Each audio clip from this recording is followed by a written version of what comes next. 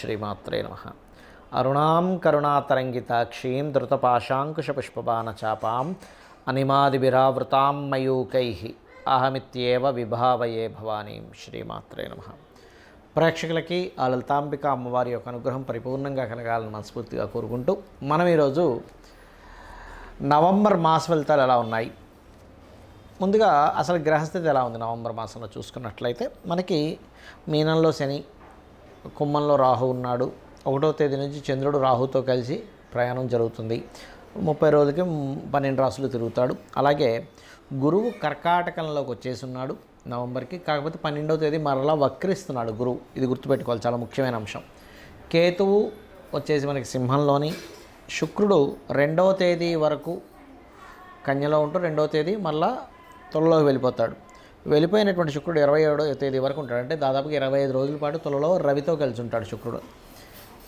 అయితే రవికి నీచభంగ రాజ్యోగం కూడా అవుతుంది గోచారంలో, జన్మజాతకంలో కదా. ఆ సమయంలో పుట్టిన వాళ్ళకి నీచభంగ రాజ్యోగంగా తీసుకోవాలి. అలాగే కుజుడు బుధుడు ఇద్దరు కూడా వృశ్చికంలో ఉంటూ ఆ యొక్క బుధుడు వక్రగతి 24వ తేదీ మరలా వక్రిస్తున్నాడు. ఈ యొక్క గ్రహస్థితిని అనుసరించి ఇంకోటి ఏంటంటే రవి 17వ తేదీ వృశ్చికంలో రవి కుజుడితో వెళ్ళి కలుస్తాడండి. కాబట్టి ఈ యొక్క గ్రహస్థితిని అనుసరించి 12 రాసుల వారికి ఎలా ఉండబోతుంది, వారు ఏ విషయాల పట్ల జాగ్రత్త వహించాలి, ఏ దేవతారాధన చేసుకోవాలనేటువంటి అంశాలు మనం ఇప్పుడు ఒక్కొక్కటిగా తెలుసుకుందాం. అయితే ఈ విషయాలు చెప్తుంది నేనైనప్పటికీ కూడా చెప్పిస్తుంది సాక్షాత్ లలిత అమ్మవారిగా భావిస్తూ తెలుసుకుందాం. కుంభం వారికి కనుక చూసుకున్నట్లయితే రాశిలో రాహు యొక్క సంచారం జరుగుతూ 1, 2 తేదీలు కాస్త మీరు ఏదైనా చూడండి, ఒక్కోసారి మనం పలానా వాళ్ళకి డబ్బులు ఇస్తుంది డబ్బులు ఇస్తారట అనుకుని ఆశ చూపిస్తూ ఉంటారు. కాబట్టి 1, 2 తేదీలు అప్పు చేసి మరీ ఏమైనా ఈజీగా వస్తుందనే జోలికి మాత్రం అసలు వెళ్ళకండి. అంటే ఎప్పుడూ వెళ్ళకూడదు, బట్ ఆ 2 రోజులు మరింత జాగ్రత్తగా ఉండాలి మీరు. అలాగే రుణం కోసం చేసే ప్రయత్నం ఫలిస్తుంది చెప్పాలంటే, 2వ అధిపతి 6వ స్థానంలో ఉన్నందుకు.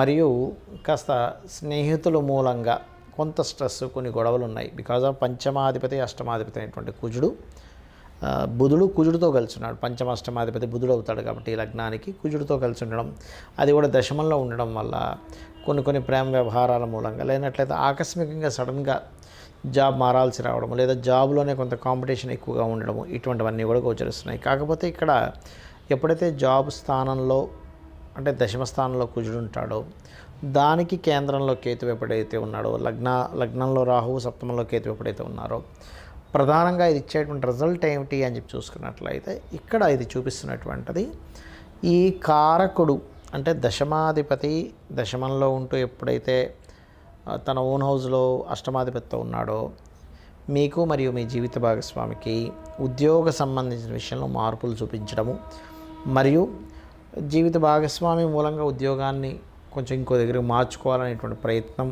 చేయడము, మరియు మీ యొక్క జీవిత భాగస్వామి ఏదైనా కోర్సెస్ చేద్దాము అని అనుకుని మరలా దాన్ని ఇప్పుడు కాదులే అని చెప్పి పోస్ట్పోన్ చేయడం, ఇటువంటివన్నీ కూడా ఇస్తున్నాయి. ఇక మీరు నిత్యము చేయవలసినటువంటి దేవతా ఆరాధన ఏమిటి? లక్ష్మీ నరసింహస్వామి యొక్క కరావలంబ స్తోత్ర పఠనం చేయండి. సంతానం కోసం ప్రయత్నం చేసేవారు కాస్త అలర్ట్గా జాగ్రత్తగా ఉండాలి. బికాజ్ ఆఫ్ పంచమాధిపతి అయినటువంటి బుధుడు కుజుడితో కలిశాడు కాబట్టి రుణాలు లభిస్తాయి, అందులో ఎటువంటి సందేహం లేదు. మరియు మీ డైలీ లైఫ్ ఏదైతే ఉందో కొంతవరకు ఇంప్రూవ్ అవుతుంది. కాకపోతే నేను ఇందాక చెప్పినట్టుగా 1, 2 తేదీలు కొన్ని ఈజీగా మనకి వస్తుంది కదా అనేటువంటి కొన్నింటికి ఆశపడకండి దయచేసి. ఈ 13, 14 తేదీలు ఎట్టి పరిస్థితుల్లో వివాహ సంబంధించిన విషయాలు మీరు ఫైనలైజ్ చేయకండి. ఇక మీరు నిత్యము చేయవలసినటువంటి దేవతారాధన లక్ష్మీ నరసింహస్వామి యొక్క కరావలంబ స్తోత్ర పఠనం చేయండి అనే విధానం బాగుంటుంది. మనకి ప్రస్తుతం గోచారంలో కుజుడు వృశ్చిక రాశిలోకి వచ్చున్నాడు, గుర్తుపెట్టుకోండి. అయితే ఈ కుజుడు ఎప్పుడైతే వృశ్చికంలోకి ఎంటర్ అయ్యాడో, ఇది నవంబర్ మాస ఫలితాలు చెప్పుకుంటున్నా, దీనికంటే ముందే ఎంటర్ అయిపోయాడు, 10-15 రోజుల ముందే.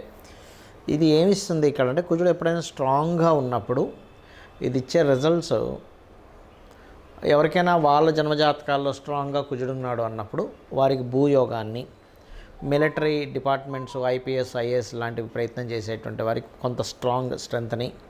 ఇప్పుడు చూడండి, మనకు అవుట్స్కర్ట్స్లో ల్యాండ్స్ రేట్స్ ఆగిపోయాయి అని బాధపడుతున్నాను చూసారా, ఆ ల్యాండ్ రేట్స్ కాస్త హైక్ అవ్వడము, మంచి బిజినెస్ రావడము. కొన్ని ల్యాండ్స్కి ఎప్పుడైతే బుధుడు వచ్చి మనకి వృశ్చికంలో కలుస్తున్నాడో, బిజినెస్ సెంటర్లు అంటే మంచి రేట్లు పెరగడం లాంటిది ఇస్తుంది. కాబట్టి మీరు ఏదైనా సరే వ్యాపార సంబంధించిన విషయంగా మీరు ఏదైనా ల్యాండ్ మీద ఇన్వెస్ట్మెంట్ చేసుకోవాలనుకుంటే ఇది సరైన సమయమే, అందులో ఎటువంటి సందేహం లేదు. ఇక మరొక విషయం ఏంటంటే ఇక్కడ చాలామంది జన్మజాతకంలో అసలు ఏ యోగం ఉంది అనేటువంటి విషయాన్ని తెలుసుకోకుండా కేవలం ఏలినాటి శని ఉంది అందుకే నాకేం కలిసి రావట్లేదు, లేకపోతే నాకు కాలసర్ప యోగం ఉంది అందుకే కలిసి రావట్లేదు అని ఊరికే అసలు పెద్దగా ఎఫెక్ట్ చూపించినటువంటి వాటి మీద ఎక్కువ కాన్సన్ట్రేషన్ చేసి భయపడుతూ ఉంటారు. కానీ ఇక్కడ ఏంటంటే మనం భయపడ్డం కాదు, శాస్త్రం అంటే అసలు రూట్ ఎటుంది. ఇప్పుడు చూడండి, మనం ఒక గమ్యానికి చేరుకోవాలి, అప్పుడు ఏం చేస్తాం, మనం చక్కగా ఫోన్ తీసుకొని లొకేషన్ టైప్ చేస్తాం. లొకేషన్ టైప్ చేస్తే వే చూపిస్తుంది మనం గమ్యం చేరుకోవడానికి. అలాగే ఆస్ట్రాలజీ కూడా ఏంటంటే అందరికీ ఇవాళ రేపు ఉన్నటువంటి ప్రాబ్లం ఏంటి, ధనపరమైనటువంటి ఇబ్బంది. ఎందులో ఏ రంగంలోకి వెళ్తే నాకు డబ్బులు వస్తాయి, అయితే మీరు ఆ రంగం ఎంచుకున్నా కూడా దాని మీద మీరు పర్టికులర్గా వర్క్ చేయాలి. దాని మీద డబ్బులు వస్తాయంటే మనం ఏ పని మనం దాని మీద కాన్సన్ట్రేషన్ చేయకపోయినా, దాన్ని సరిగా పట్టించుకోకపోయినా వస్తాయని అర్థం కాదు.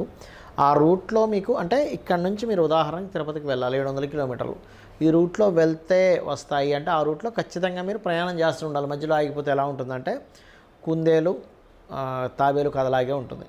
అది వెళ్ళే స్పీడ్గా వెళ్ళి మధ్యలో ఆగి కొంచెం నిద్రపోయినప్పుడు ఎలా అయితే తాబేలే గెలుస్తుందో, కాన్స్టెంట్గా ఆ రూట్లో ప్రయాణం చేసేవాడు ఖచ్చితంగా గెలుస్తాడు. అంటే దీనికి ఏమిటంటే మీ రెండవ అధిపతి, మీ ధనాధిపతి ఎక్కడ ఉన్నాడు, ఏ మార్గాల ద్వారా మీకు ధనం వచ్చే యోగం ఉంది, మీ సెకండ్ లార్డ్ ఎవరు, అసలు మేషం నుంచి మీనం వరకు సెకండ్ లార్డ్ ఎవరు, మీకు ఏ రూట్లో ఉంది, అది వదిలేసి మనకు కొన్ని ఇంట్రెస్ట్లు ఉంటాయి. నేను పలానా ఇంట్రెస్ట్ అండి, ఫైన్, తప్పేమీ కాదు. కానీ మీ ఇంట్రెస్ట్ ఉన్నటువంటిది హాబీ వరకు ఉంటే ఓకే, కానీ దాని మీదే కంప్లీట్గా మీ యొక్క లైఫ్ ఆధారపడి మీ యొక్క సాంసారిక జీవితాన్ని కూడా దాని మీదే పనం పెట్టినట్లయితే ఏమవుతుందంటే మీతో పాటు మీ ఫ్యామిలీ మెంబర్స్ కూడా సఫర్ అవుతుంటారు మనం రాంగ్ రూట్లో వెళ్ళడం వల్ల. కాబట్టి ఏంటంటే ఎప్పుడు కూడా మీ ధనాధిపతి ఎక్కడున్నాడు, పాపకత్తెరలో ఉన్నాడా, శుభకత్తెరలో ఉన్నాడా, ఇప్పుడు ఇన్వెస్ట్మెంట్స్ చేయడం కరెక్టా కాదా. ఇప్పుడు ఎలా ఉంటుందంటే ఒక వ్యక్తికి వ్యాపార యోగాలు ఉన్నాయి, వ్యాపారం పెట్టకూడని సమయంలో వ్యాపారం పెడతాడు, అప్పుడు రాంగ్ రూట్లో అంటే అది వ్యాపార యోగం ఉన్నప్పటికీ పెట్టకూడని సమయంలో స్టార్టింగ్లో కనుక అతను వ్యాపారంలో మొదలు పెట్టినట్లయితే ఇబ్బంది వస్తుంది. అలా అవన్నీ చూసుకోవాలి. అలా కాదండి, జాబే కొంతమందికి ఇక్కడ జాబ్ చేస్తే బాగుంటుంది, ఇంకొంతమందికి వేరే రాష్ట్రాలు మారితే బాగుంటుంది, మరికొంతమందికి వేరే దేశాలకు వెళ్తే బాగుంటుంది, మరికొంతమంది వాళ్ళు మీడియేటింగ్ రిలేటెడ్ బిజినెస్లే చేయాలి. కాంట్రాక్ట్ బిజినెస్లు అంటే వేరే వాళ్ళ దగ్గర కాంట్రాక్ట్ తీసుకుని వీలు చేయడము, లేకపోతే మీడియేటింగ్గా ఉంటూ చేయడం, ఇలాంటివి ఉంటాయి బిజినెస్లు.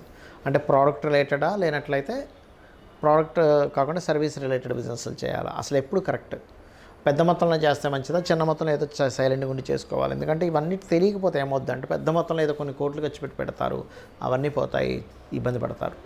అలా కాకుండా ఇక్కడే వెతుక్కుంటూ ఉంటారు జాబ్ కోసం, వాళ్ళకి విదేశాల్లోనూ లేకపోతే వేరే రాష్ట్రానికి వెళ్తే వస్తుందని ఉంటుంది, పాపం టైం అంతా వేస్ట్ అయిపోతుంది. సో మనకేంటంటే ఆస్ట్రాలజీ అనేటువంటిది స్పెసిఫిక్గా నువ్వు ఈ సమయంలో ఈ పని చేస్తే నీకు చాలా బాగుంటుంది, నువ్వు ఇప్పుడు ఈ డెసిషన్స్ తీసుకుంటే బాగుంటుంది, ఈ రూట్లోకి వెళ్తే బాగుంటుంది అని ఒక మార్గనిర్దేశం చూపించేది. జ్యోతి అంటాం అందుకే దాన్ని జ్యోతిష్ శాస్త్రం అంటే ఒక జ్యోతిలా వెలుగుని చూపించేది. అంతేగాని ఏలినాటి శని ఉందని భయపడ్డము, కాలసర్ప యోగం ఉందని భయపడ్డము, లేకపోతే ఇంకోటి ఏదో మహాదశ నడుస్తుందని భయపడడానికి కాదు. మనం ఒక గమ్యాన్ని చేరుకోవాలంటే అక్కడ నిలబడి భయపడం, ప్రయాణం ఎటు వెళ్ళాలో చూసుకుంటూ వెళ్ళిపోతాం.